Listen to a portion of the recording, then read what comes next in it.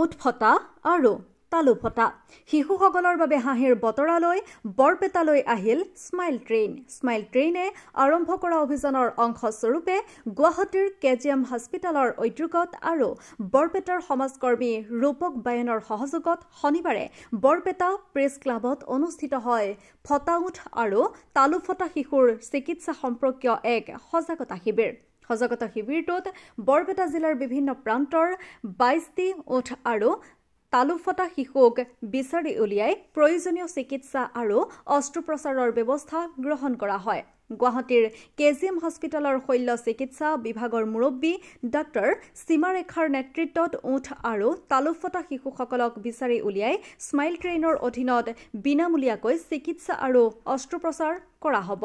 বহু শিশুৱে ওঠ আৰু তালু ফটা ৰোগৰ চিকিৎসাৰ পৰা বঞ্চিত হৈ অহাৰ বাবে কেজিএম হস্পিটেলৰ সহযোগত শনিবাৰে বৰপেটা প্ৰেছ ক্লাবত সজাগতা শিবিৰ আয়োজন কৰি জিলাখনৰ ভিতৰুৱা অঞ্চলৰ ওঠ আৰু তালু ফটা শিশুসকলক বিচাৰি উলিওৱাৰ বাবে ৰূপক বায়নে লোৱা পদক্ষেপক আটাইয়ে শলাগ লৈছে।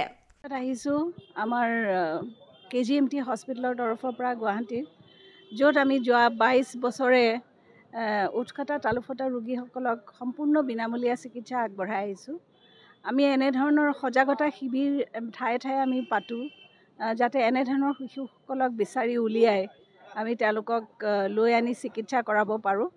আৰু সেয়ে আজি ৰূপক বায়নৰ সহায়ত ইয়াতে বৰপেটা জিলাত আজি প্ৰেছ ক্লাবত আমি সমবেত হৈছোঁ। বহুতখিনি শিশু দেখিছোঁ, এনে কিমান 20টামান আছে, 22জন শিশু পাইছোঁ, যিসকলে হয়তো গমো নাপায় যে ইয়াৰ চিকিৎসা আছে, সুচিকিৎসা আছে।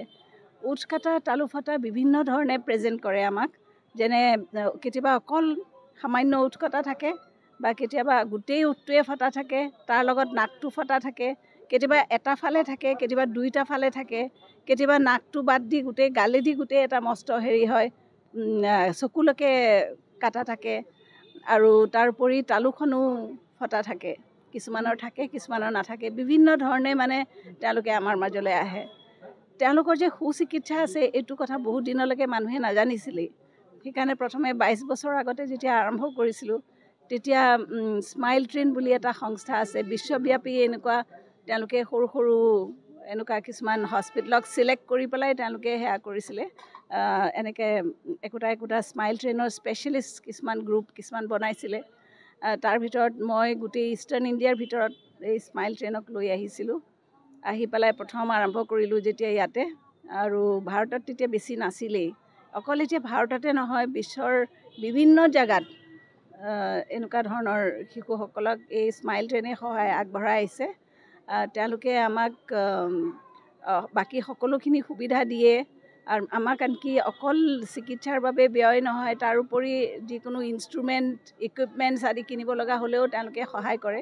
গতিকে আমি খুব সুন্দৰকৈ তেওঁলোকক সহায় কৰিব পাৰোঁ। অপাৰেশ্যনৰ বাহিৰেও তেওঁলোকক সম্পূৰ্ণ বিনামূলীয়া চিকিৎসাৰ লগতে তেওঁলোকে পিছতো যেতিয়া আহি থাকে তেতিয়াও তেওঁলোকে ফ্ৰী পায়। তাৰোপৰি তেওঁলোকৰ সেইখিনি সময়ত ৰোগীজনৰ আৰু এজন এটেণ্ডেণ্টৰ সম্পূৰ্ণ খৰচ, থকা খোৱা আদিৰ ব্যয়ো আমি বহন কৰোঁ স্মাইল ট্ৰেইনৰ সহায়ত। গতিকে এনেধৰণে আজি বহুত হাজাৰটা আমি অপাৰেশ্যন অলৰেডি কৰিছোঁ যোৱা 22 বছৰে।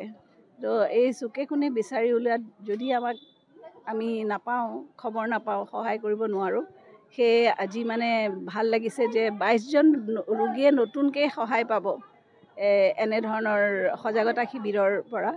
আৰু আশা কৰিছোঁ যিসকলে আজি চাই আছে তেওঁলোকেও যাতে এনেধৰণৰ শিশু কেতিয়াবা দেখা পালে আমাৰ হস্পিটেলৰ কথা ক'ব পাৰে, যাতে আমি তেওঁলোকক আকৌ এনেধৰণে চিকিৎসা আগবঢ়াই সহায় কৰিব পাৰোঁ। তেওঁলোকৰ অকল অস্ত্ৰোপচাৰেই নহয়, তাৰ লগতে দাঁতৰ বিসংগতি, তাৰপিছত কাণেৰে নুশুনা হ'লে, বা তেওঁলোকৰ যদি হেৰি আছে স্পীচৰ প্ৰব্লেম হয় সাধাৰণতে, সেইবিলাকো আমি চিকিৎসা কৰোঁ। আৰু সেইটো বহুত দিনলৈকে এনেকুৱা ৰোগীও আছে আমাৰ ওচৰত যোনে শিশুৰ পৰা এতিয়ালৈকে 15 বছৰ 20 বছৰলৈকে আমাক দেখাবলৈ আহি থাকে। তেওঁলোকেও নাপাহৰে, তেওঁলোকৰ মাক দেউতাকেও নাপাহৰে, আমাক আকৌ বিচাৰি আহে। ইয়াকে ক'লোঁ, ধন্যবাদ।